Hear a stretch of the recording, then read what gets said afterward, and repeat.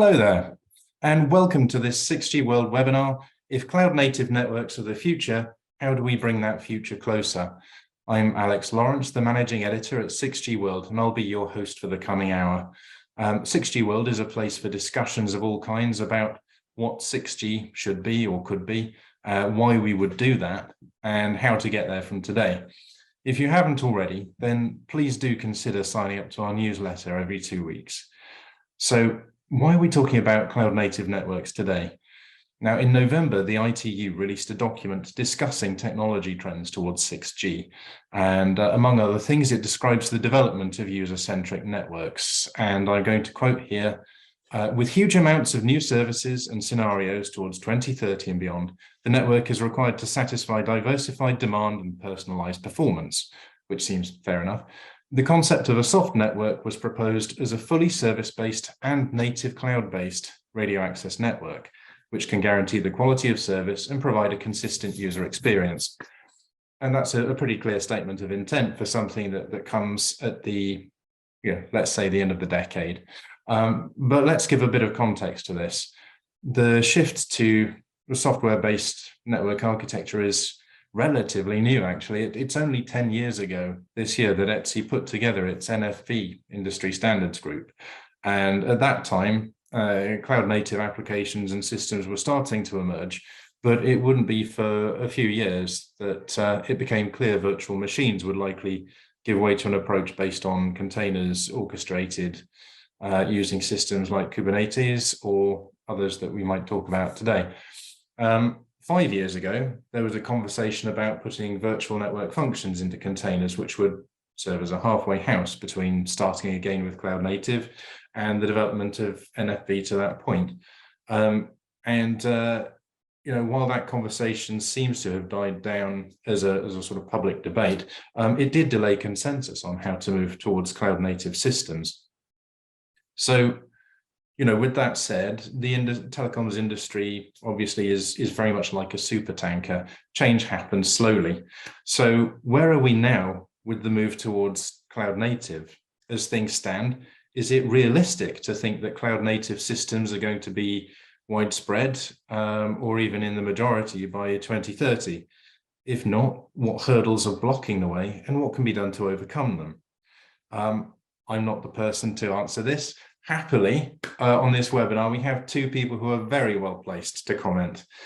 We have Bart van Brabant, the CTO and co-founder of Inmanta, and Vivek Chadha, the SVP and Global Head of Telco Cloud at Rakuten Symphony.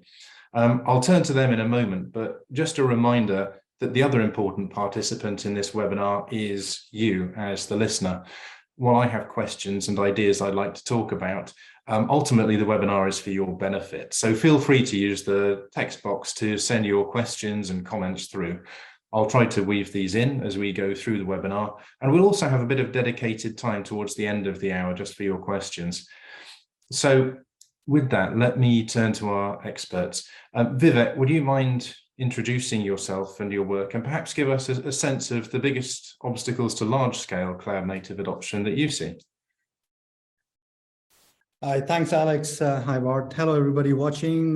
Pleasure being here. My name is Vivek Chadha. I'm the Senior Vice President and the Global Head of the Telco Cloud business at Rakuten Symphony. Very happy to be here because it's actually a topic that's very close to our heart.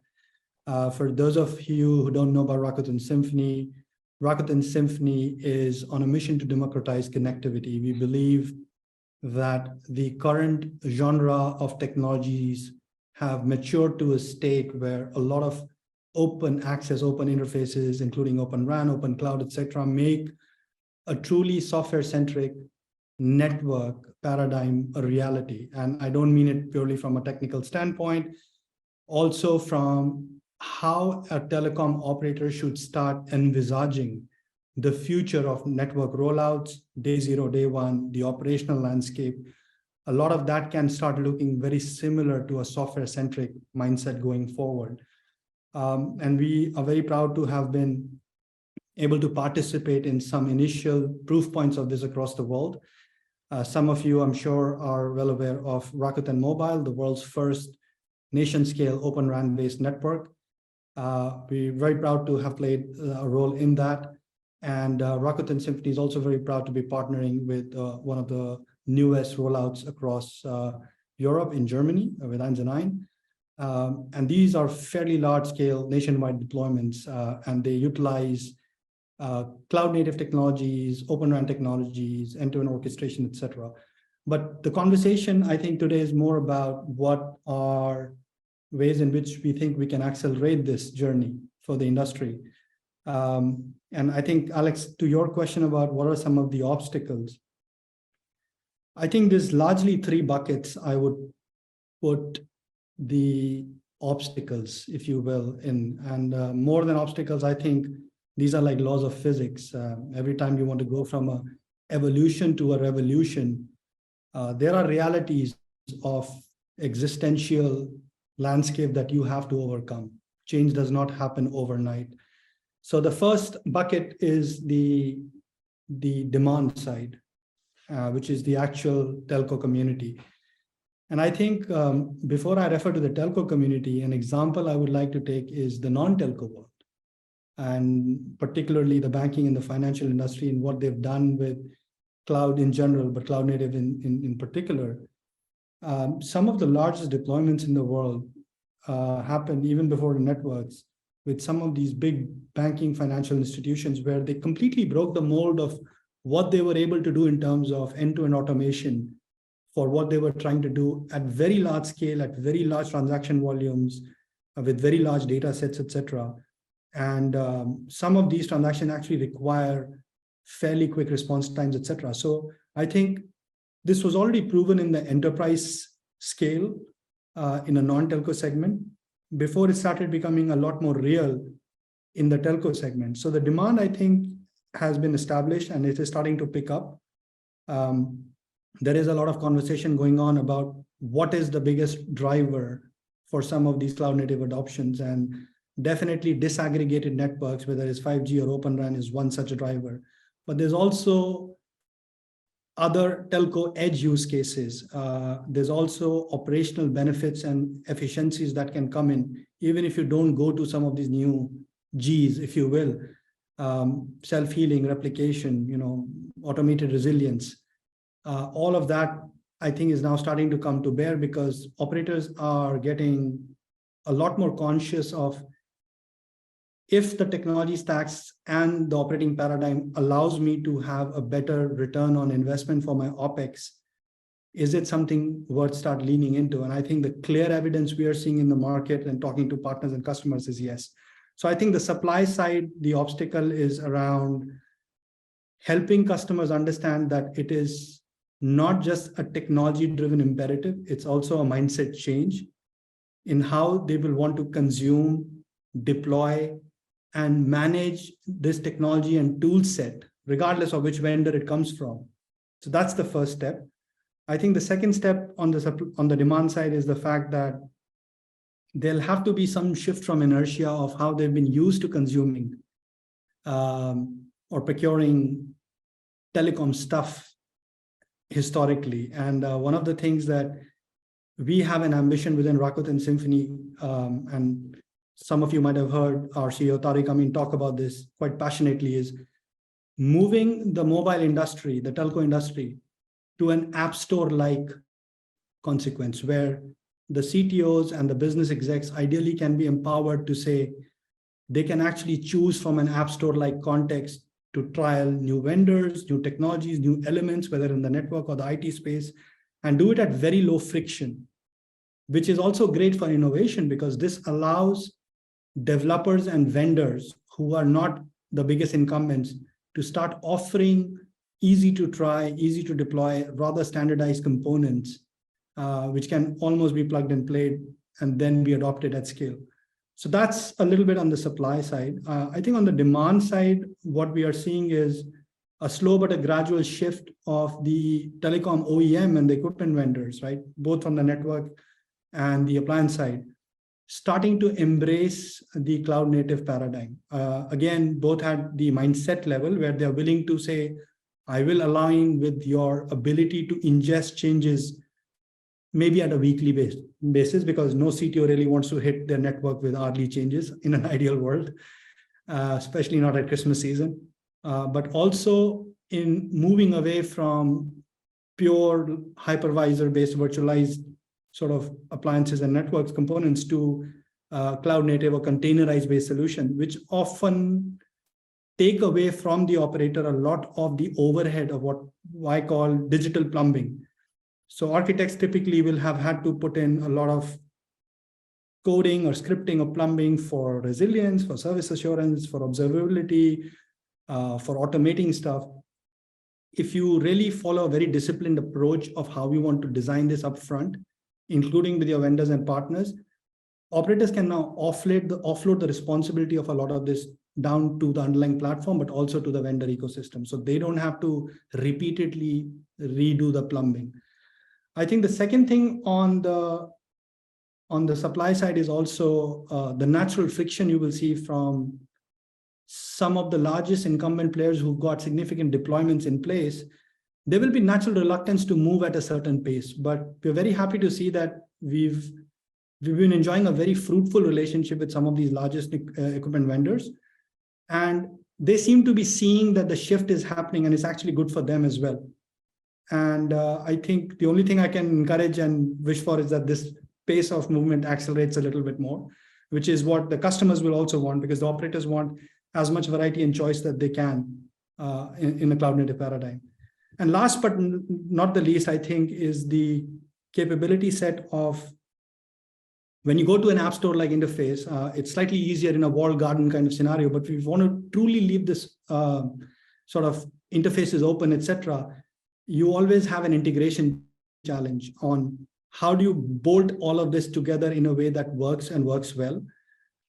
We have an approach of that in Rakuten Symphony, and I'm sure there'll be other approaches that come across, where I think the operators will need to develop a little bit more of a discipline and a competency set, which says, I am comfortable to a stage where I can make the technology choices, both for the platform and at the function level, where either myself or using strategic systems integrators, I can actually go ahead and blend these different components from different vendors together to deliver perhaps a mobile network which is composed of a RAN from vendor X, a core from vendor Y, an end-to-end cloud platform from vendor Z, and it all still works the way it should.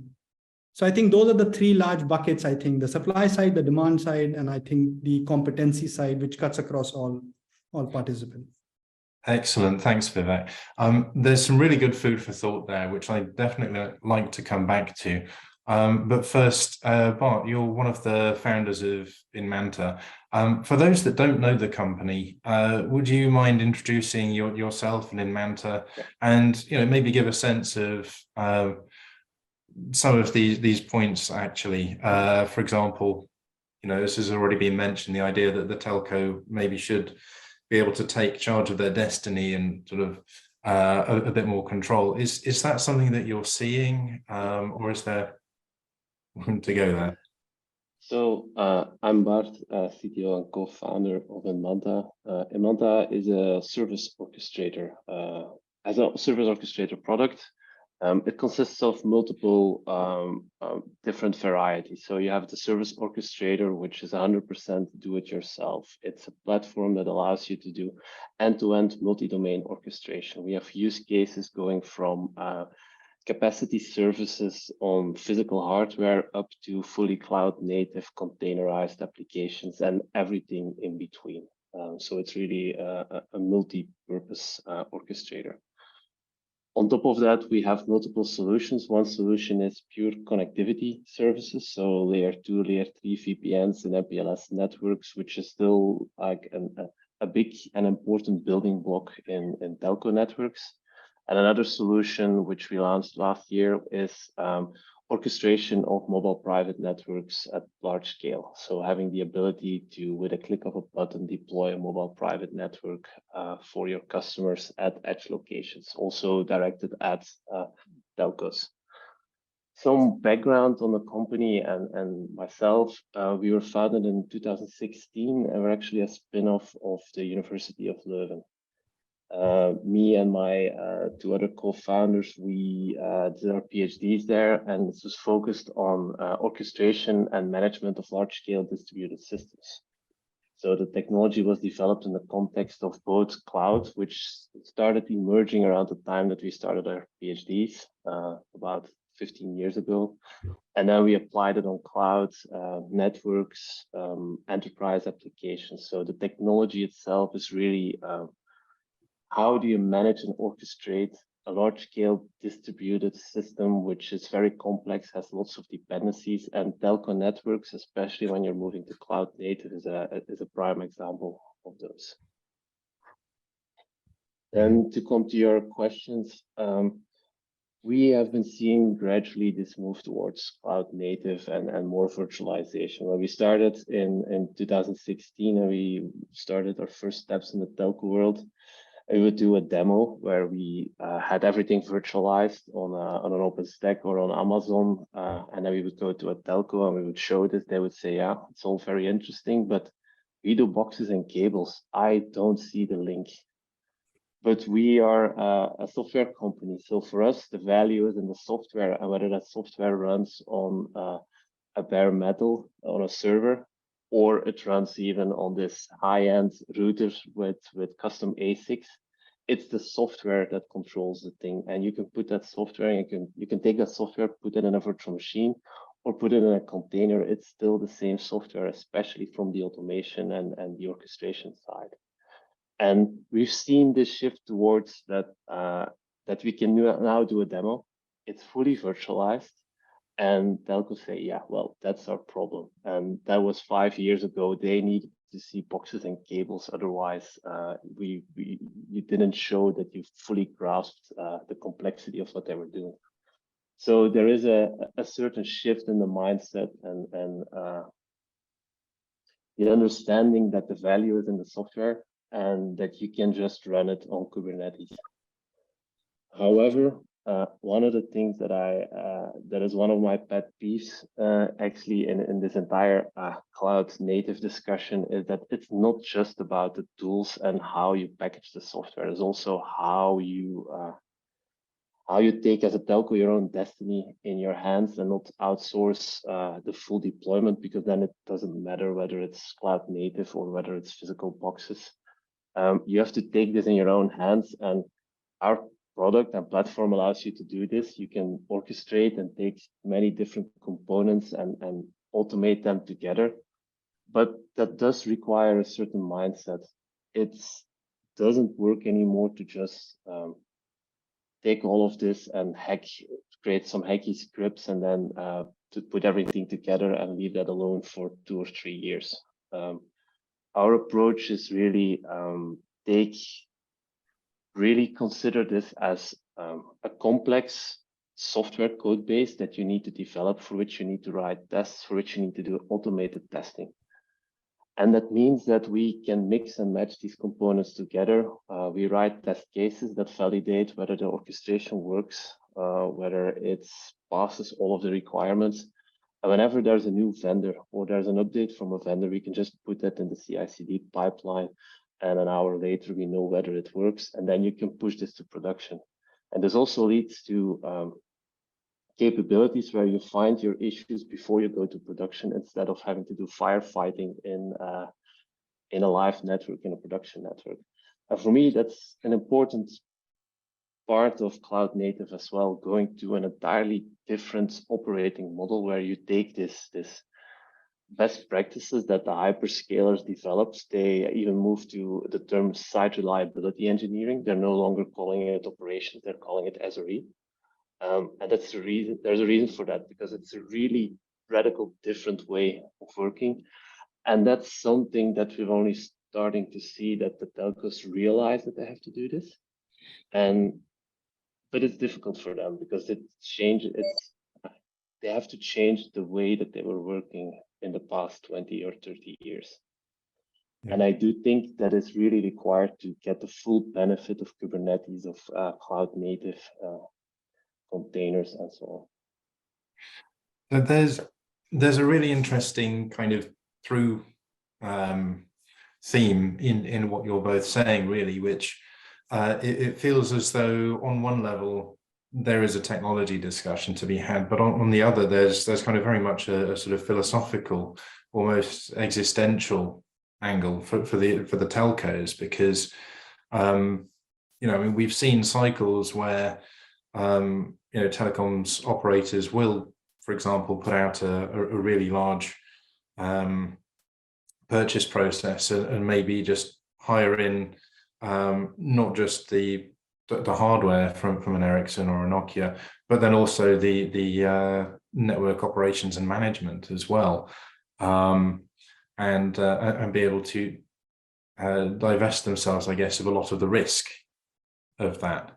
You know, as we're talking here about the idea of the telcos taking command of their own destiny, that kind of does also bring in elements of risk as well. I'd be interested to get your thoughts, both of you, as to you know, to what extent the telcos understand this, and you know, to what extent that's exciting or worrying for them in the conversations that you're having.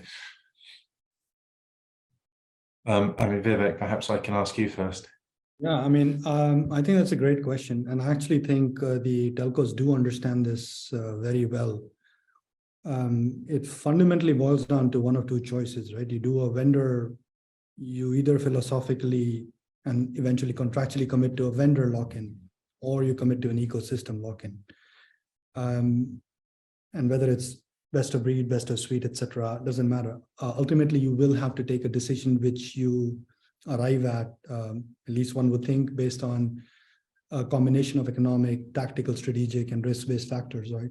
So I think they understand this risk very well. What's happened in several large telcos globally over the last few years, I think Bart was alluding to it as well when he said telcos need to know now that they can take their destiny back in their own hands, is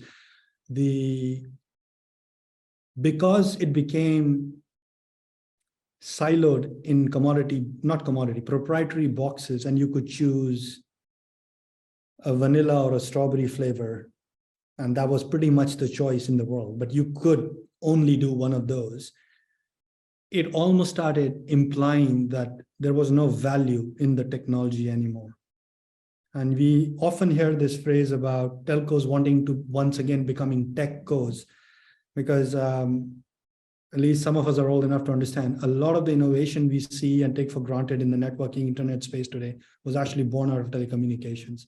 So we owe a lot to this industry in terms of what it has offered the modern world. And it still plays a very crucial role in connecting people. But what is happening now, I think, is the fact that because this strawberry and vanilla is now becoming a little bit more, hey, you know what, you can actually blend your own.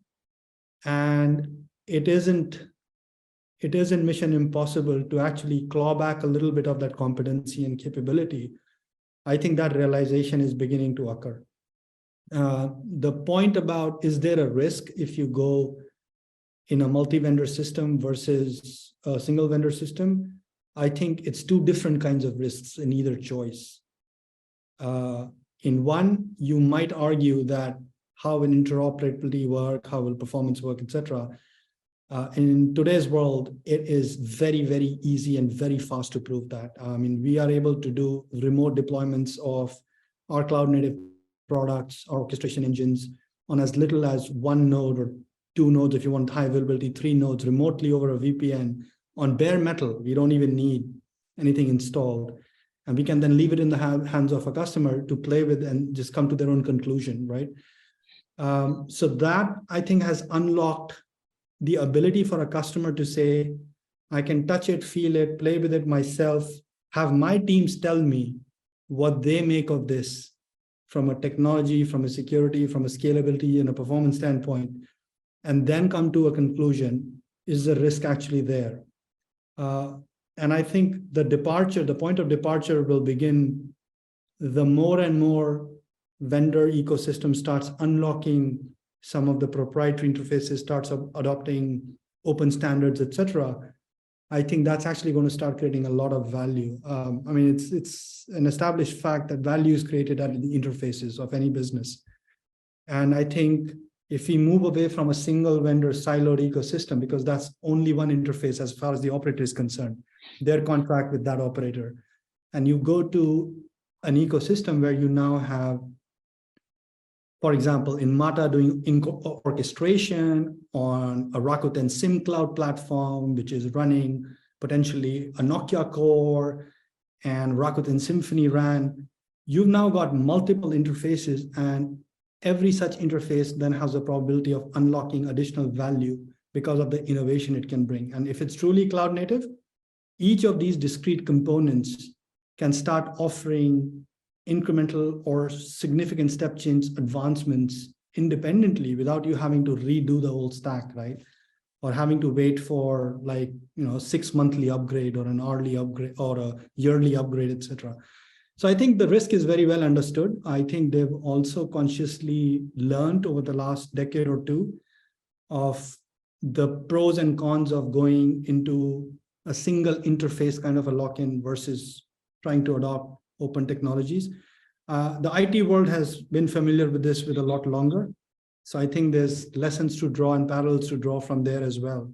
And they are now making their way, those learnings are making their way into the CTO community, is what I feel. Brilliant, thanks. I mean, Bart, I will sort of give you the chance to comment on that if you like. One of the things I would like to add to that is we're talking about cloud native, and one of the things we're seeing now as well is instead of outsourcing the operations to an external party, but still have the functions in your network, is just taking a 5G core as a SaaS, for example. And that's also part of cloud native, because you're taking a managed solution that you're going to use in your network, which is cloud native because it's offered as a SaaS for you. Who operates it and how it's running is not really your problem anymore. So that might reduce some of the risk as well for operators. We see customers that use something like Google Anthos, with which they have the Kubernetes on premise and they deploy a 5G core on Google Anthos, but it is managed through the Google control plane. Yes, you can walk into your data center and see the servers where it's running, but you can also just host it at Google on the Google Cloud, because it is the Google Cloud actually, or you just even take it as a SaaS. And so that's maybe also some aspect of cloud native, that some of the services will just become managed services. You use them as a SaaS. You saw that in cloud as well. When I just started my PhD, Amazon came with EC2, so you could just get a virtual machine. If you now go to Amazon, you can get about any possible IT function as a service managed by Amazon for you: databases, search, content delivery, whatnot. All of these functions are just available as a SaaS. And this is something that we'll probably start seeing in the telco world as well. A company like Cloudflare offers you connectivity as a service. You just you can program their one, you get connectivity all through APIs. It's just a SaaS. So I think that's also some aspect of cloud native that is often not touched upon enough. But for us as an orchestrator vendor, this is very interesting, because we get very good APIs often because these companies offer this as a SaaS, while some APIs or some vendors are not the easiest to work with. Cool. No, thanks, Bart. Speaking of some of that, I think you both mentioned the idea of moving to a very different model, potentially something that's driven by APIs, much more of an app store style experience for the telcos. And you know, the essential there, I guess the sort of critical piece is then sort of determining what those APIs are going to be and how they work and how they function. I'm really kind of curious as to when we're talking about the telcos taking charge of their own destinies, they need to be if you like, the determinants of what those APIs should be and how they work, and how much that's a sort of reflection of the vendor community and the, if you like, the capabilities that they're exploring. Sorry, Bart. Yeah. So these app stores and these APIs, one of the things we often stress at our customers is it's more important to have capabilities to go fast and test things fast and evaluate things fast than having these fully standardized APIs, because even within the standards, there's often lots of room for interpretation. So you need to do some development and some customization. Just stitching APIs together from different vendors, it's at some point we might get there, but we're not there yet at all. So we often focus on having the capability to quickly test, quickly iterate, and by the time that you can read a standard, we often have done the implementation already because we've developed these capabilities to do this very quickly. And I think that's something that telco can learn from IT. IT doesn't have that full focus on standards. They just take the API and start working with it, and eventually you see standards emerging from things that are common. While at telco, you often have the approach to let's first standardize everything, and then we start with the implementation. But that also means that you need to have competitors together and agree on certain aspects, but you're not going to do this with your most innovative concepts and the things that you have been doing in R&D and that you want to launch next year. You're not going to tell all of your competitors in the standardization body, well, we need an API for this as well, because we're going to launch this next year. And that's also one of the problems I have with this app store concepts. It's very nice, but that's for the commodity things. If you want to do innovative things as a telco, it's not going to work that you take the same app as your competitor, but you are able to customize the logo and the colors of the portal for your customer. You'll need to do some innovative things, and this comes from combining different components, maybe taking a component that your competitor does not have. And so there is this conflict between this app store giving the ability to install with a one-click something that's very easy. But on the other hand, you want to do innovative things because you need to compete with your competitors, but also with the hyperscalers and Amazon and Google or Netflix and Disney Plus. They are not using the App Store of Microsoft or IBM to install new applications. They're doing new innovative things, and that's why they're getting lots of customers. So there is that's a dilemma, I think, for many telcos. And we don't have an answer to this except for that invest in automation and automated testing and CI/CD to be able to be agile and fast in your innovation. Thanks, Bart. I mean, Vivek, I'm quite happy if you want to respond to that. Otherwise, sorry, go ahead. I was just going to say just one point where at least we have had slightly different experience. It's not necessarily right or wrong, where we've actually had telecom operators very, very specifically lean into the App Store discussion. And I think the fork in the road is when you want to undergo a transformation, if you're not very thoughtful about how you want to plan this, I think there could be a tendency to try and aim for perfection right away. And I think Bart made a point about when you want to do standardization in telco, etc., it's a very complex process because of laws of physics and stakeholders involved, etc., right? And I think at least what we have seen now for the last several quarters in conversation with telecom operators, they're very keen to get going with this new way of doing things because it makes their ability to try, deploy, and consume different things significantly faster than has ever been possible, which doesn't mean that they will stop there.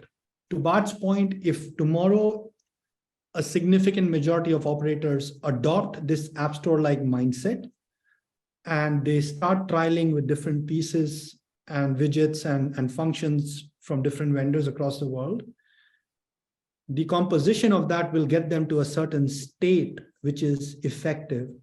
And it's at that point that a lot of operators will start worrying about efficiency and scaling out and saying, how do I now differentiate myself from somebody else who's in the same market space as me? And I think that is one slight difference that we're seeing. We're at least seeing a lot of interest in this app store context driven by business and from the technology teams both. I think the second point is where I think the actual innovation in business comes partially from what you've used to build up your technology offering, but it comes from what you do when facing the market. And a lot of that is commercial innovation. It's how you segment your customers, how you are able to offer them use cases and services that are significantly differentiated, either in terms of value proposition or in terms of customer experience than your competitor. I think Netflix is a great example. I mean, video streaming was a technically known concept, but they made it very, very simple to consume, and the customer experience is something that's very hard to argue against. And that then speaks to the success of something like a Netflix. And one could argue, well, if I'm not mistaken, I think they're a heavy AWS user. And there's a lot of other companies who've done video streaming stuff in AWS, and most of us won't even know their name anymore. And I think it's down to, they both had similar, perhaps, beginnings and intentions, but then some organizations end up doing a much better job of matching what they have identified as a niche or a customer need, and then morphing what their technical capabilities and functions allow them to do, and packaging them in a way that the consumer or the business enterprise customers need. And I think that's where the business value perhaps comes from, although there is a derivative of technology, but I think the significant point of departure is what the business is able to do when it faces the market. That's a really good point. I'm going to sort of take a break here from this line of reasoning just at the moment, because I see we've had a couple of questions come through on the Q&A. I mean, one of them is about the role of 6G infrastructure in supporting the development of the metaverse. And that one, actually, by a weird coincidence, we'll be having a webinar on this in a couple of weeks. So, you know, that's something that we can maybe look at then. But there's quite an interesting question about the adoption of non-terrestrial networks. And the question is, you know, how you see the extension of cloud native to the satellite environment, and what would be the easiest way of getting the satellite ecosystem. I mean, the question here is up to date on cloud native technology, but I imagine it's more the implication is how do we integrate that with terrestrial networks and that kind of you know, bringing them up to date in that sense, I guess. I don't know if either of you have had many conversations with any of the satellite providers. Not directly with satellite providers. We did have conversations with vendors in that space that create the equipment for that one side, the modems, and the other side, the ground stations. And from what we see there is that they are moving in the same direction as the terrestrial equipment. They're employing virtual machines. They're switching to containers to put these functions in there. So from that point, it's actually very similar to a terrestrial network, except for the very complex parts of the satellite business. But they're fully moving in that direction as well, from what I've seen. Okay, thanks, Bart. I appreciate that. And from the sort of very, very advanced, I think we've all mentioned this question of the sort of legacy technologies, and I guess one of the things I'm kind of curious about is in many other kinds of technology upgrades, sort of phase one is making sure that you've got whatever the new technology is that will work and essentially replicate the functions of what you've already had, but maybe do it in a better way or more efficiently. And then stage two is sort of learning from that and taking it on into whole new ways of operating or thinking about your networks or new capabilities. And it would be good to understand, I think, sort of where we are on this journey. I think partly for the telcos, but also maybe in the vendor community. Are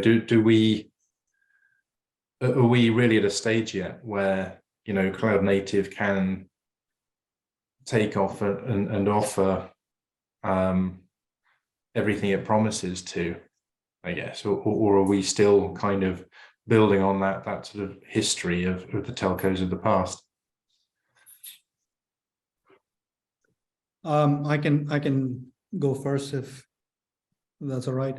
I think I can pretty fairly confidently say that from a technology platform point of view, and I want to differentiate, keeping in like some of the comments Bart also made, and I agree with him. I want to differentiate cloud native as a mindset from cloud native as a platform and a paradigm. From a technology standpoint, I can wholeheartedly and very confidently say that it is now here. It's a clear and present and a mature set of capabilities and functions. The two examples that I took earlier are running a few dozen multi-vendor workloads on a single cloud platform flawlessly. Might be slightly of interest for Bart. From an infrastructure orchestration standpoint, we've got 50,000 servers. This is just the compute servers, and there's probably another equivalent number of peripheral devices, all being orchestrated with perhaps the lowest operational headcount that an operator has ever run.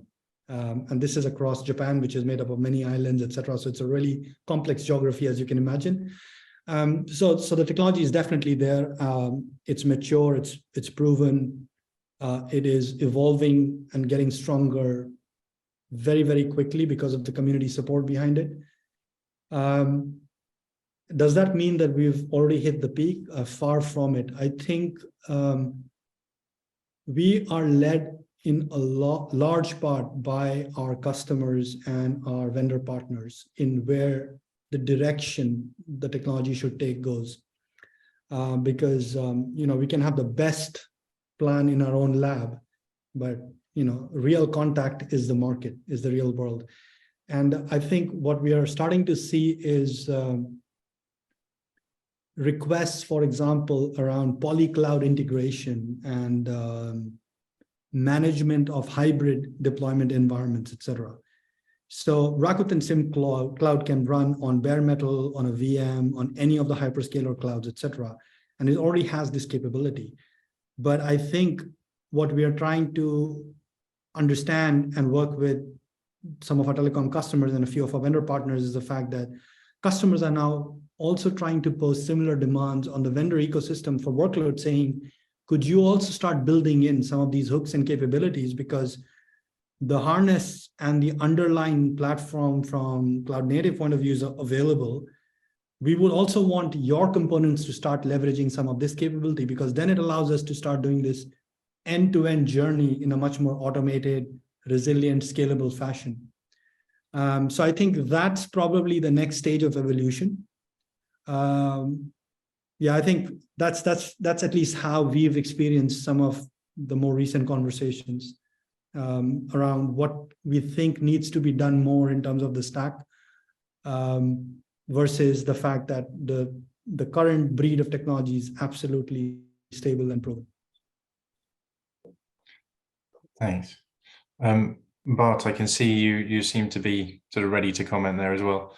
Yeah, I fully agree there. I think that technology-wise, we have been there for many years already. I think in the last 2-3 years, in the telco space, for most components, what you need to build a telco are available as cloud native functions. So it's more of a matter of building the integration between all of them and taking the step to replace the things the way of working that telcos have been doing for years. And if you're in a brownfield environment, this is of course a lot more difficult than when it's greenfield. And you need to roll out something new or a new technology like 5G or 6G. It's easier to start with a clean sheet, but all of the functions are there to do this in a fully cloud native way. Our approach to this, and what we recommend to our customers, is we do service orchestration. So our goal is to always start at the business level of what your service means, and then translating this into the different components and the different domains. And this allows you to also replace components while once you've automated the existing things, the existing technology, you can start replacing them with cloud native functions without actually impacting the services anymore, because the services, they are at a high abstraction level. And at some point you can say, I'm going to replace this appliance and run this on Kubernetes in my data center, or maybe even at a cloud provider. And so this is a way to migrate into this fully cloud native world. But I agree with Vivek, the technology is there, so that's absolutely no reason to wait. It's more on operational procedures, on muscle memory as well, because lots of operations run on muscle memory. You have this in procurement, you have this in operations, you have this in engineering, and it's a certain mindset that has to grow, and it's normal that the things that are tried and they've worked for many years to just throw everything out and start with something that is unknown. That's a scary thought. And so it's probably not going to be a big bang. It's going to be this gradual evolution. Yeah, no, that's more than reasonable. In fact, I was talking with a vendor a few months ago who commented, from his perspective, he was struggling to find people who really understood both the cloud native computing and telecoms networking. And I'm wondering whether this is a problem that you're seeing, sort of either within your companies or kind of within your clients, in terms of this lack of understanding, I guess, of maybe those cloud native habits and systems and philosophies as being the real challenge to address. I think the telco world can really look at what DevOps started doing almost 15 years ago. There you had these discussions like we have this group of people that have a radical different way of addressing development and operations and how to combine this. And it was always more about how can we introduce a certain new culture than how can we replace our existing enterprise tools with DevOps tools, because there's no such thing as DevOps tools. It's more the way of working. And what you read in all of the success stories is there is start small, start with a small team. You don't need a team of 100 people to do cloud native. You can start with 5 people that have a certain mindset with a small budget and start doing it. And you'll see the benefits and tackle this gradually. Don't try to do big bang projects, because whether it's cloud native or some other technology, they're going to fail, and especially when it's new ground, because you need to learn, be agile, iterate fast, have the ability to also decide quickly. And there this brings us to the initial points of Vivek on procurement and the way that telcos buy software. if you do this big RFP and you buy all of the equipment for a nationwide rollout at once, well, it's difficult to do this small kernel of innovation and bringing cloud native. Start with one simple component and gradually expand. And technologies like Kubernetes allow you can start with a cluster of 3 servers, and then you can gradually expand to 50,000.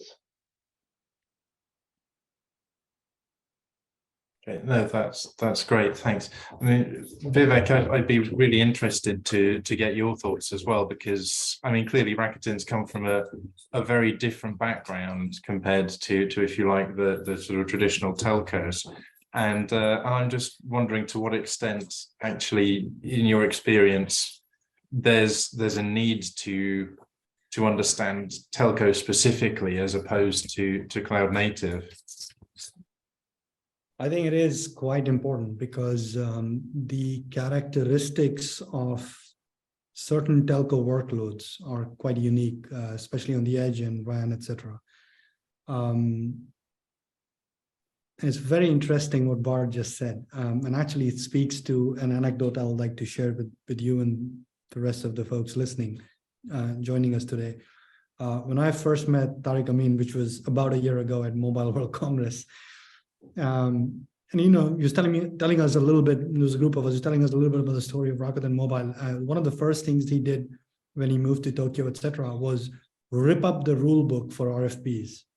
This is very interesting. Bart said the same thing, and the reason he did this was because he had this conviction that he could build a mobile network based on bleeding edge technologies.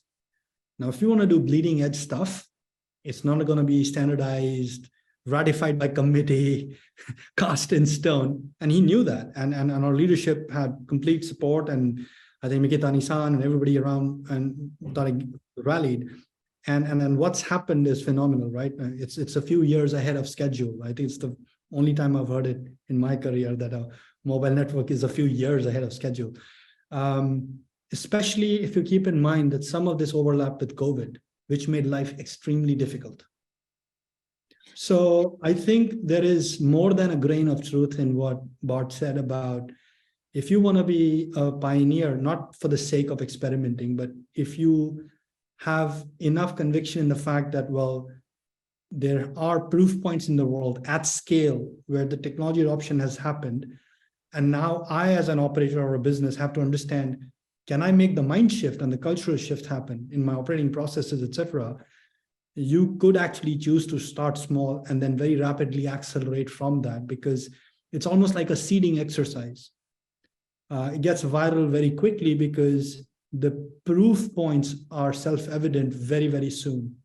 So I actually completely agree with Bart on the fact that if you are very unsure and you don't have some existing relationship with some of the folks who've actually already broken ground here, you can start small and then see it for yourself. And it allows you to accelerate really quickly after that.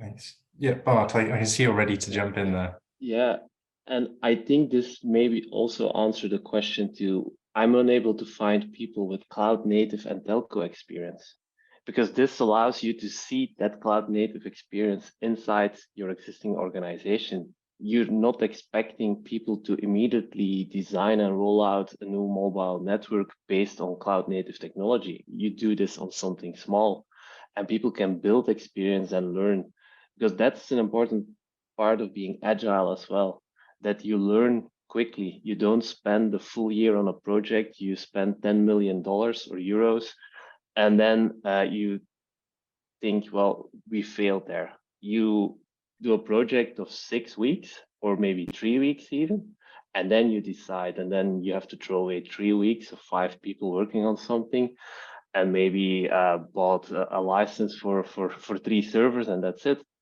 instead of doing these big bang RFPs, because these big bang projects, they never end well.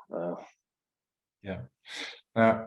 We are coming up close to time, but there's a bit of an interesting question that's coming through the chat here, which is, can you enable CSPs and operators to sell consumer scale FaaS, which taking as fiber as a service, but you may have a different read on that acronym. Because it's consumer and telco is probably function. Because I would struggle to associate fiber in the consumer context. Function as a service. Thanks, Vance. Function as a service in telco is often streams. So I'm not entirely sure if that's something that would work. So function as a service is typically you just write a function, and whenever you get an API request, the cloud provider will just execute your function instead of dispatching this to a virtual machine or even a container. So it's even less than a container. In telco, you typically have streams of data. However, you could see phone calls as functions and so on. So, but maybe it's more of a SaaS there, that you just take the SaaS instead of a function. So it's a very interesting question. I think something as a more philosophical. Possibly something for us to follow up with Vance about separately. And I've had a note here come in. Could we get an example of a function as a service? So, I mean, if you're comfortable with it, I may sort of try and just connect you up after the webinar to follow up on that. I mean, we do have just a few minutes left at this point, and I'd like to just sort of get one more question to you each, if that's okay. And Bart, from your perspective, what would you say is that maybe the most important single action that the vendor community could do to accelerate the movement towards cloud native within telecoms? I think opening up things like APIs and test suites and having the ability, making it easier for vendors to experiment. If we help our customers in automating something end-to-end, the biggest hurdles are often how can we get an automated lab up and running?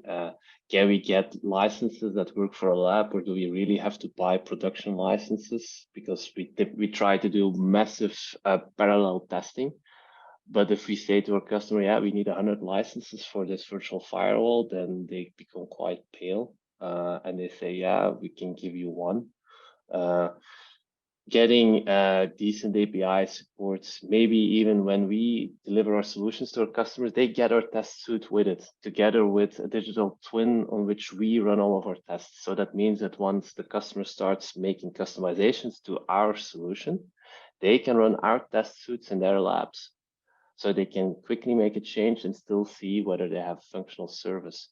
So really enable this CI/CD automated testing and iterating fast to help telcos become agile. And that's one of the things I think most vendors can fastly improve on. Thanks. And Vivek, from your perspective, again, the most significant things you think could be done, maybe from the operator side, to capture their benefits faster from cloud native? I think there's two things, right? For those who are still on the fence about what this actually means for them, I think an active engagement with something real in a lab or on the ground to actually try it out rather than just slideware. I think that will start showing in real and concrete terms what it means. And I'm also going to add something else. It's also going to make some operators realize and see stuff they weren't quite aware would need to change in their operating environment if they were to adopt this kind of a model going forward. So it's good from both points of view. They'll understand the benefit, but they'll also understand the impact it will have on certain cultural aspects, processes, etc., that they're used to. Muscle memory, I think, was the term Bart used. So I think that's one thing they can do. I think the second thing is to strongly encourage some of the vendors who are currently, I would say, running multi-generations of workloads for telco network functions to also focus equally on the older generations and bring them forward into a cloud native world, because there are many parts of the world where you're going to have multiple Gs of telecom equipment running for the considerable future. And it makes very little operational, tactical, or commercial sense to have a halfway house where you can move, let's say, 4 and 5G into a cloud native world, but you're crippled because 3G can't follow suite, or even in some cases, 4G can't follow suite. Now, obviously, there's different reasons why some vendors either can't or won't be able to do that. But I think if operators really encourage the vendor community to start accelerating the move forward, I think that's going to start making things move a lot faster. Fantastic. Thanks, Vivek and Bart. There's so much that you've said, even just in the last few minutes, that we could pick up on and take on, but we are coming up to time. So for you out there, if you've enjoyed this webinar, our next one takes place February the 15th, where we'll be exploring different means to meet a growing demand for XR en route to 6G. But with this for now, let me thank Vivek, Bart, and you in the audience for a great conversation. And until next time, goodbye.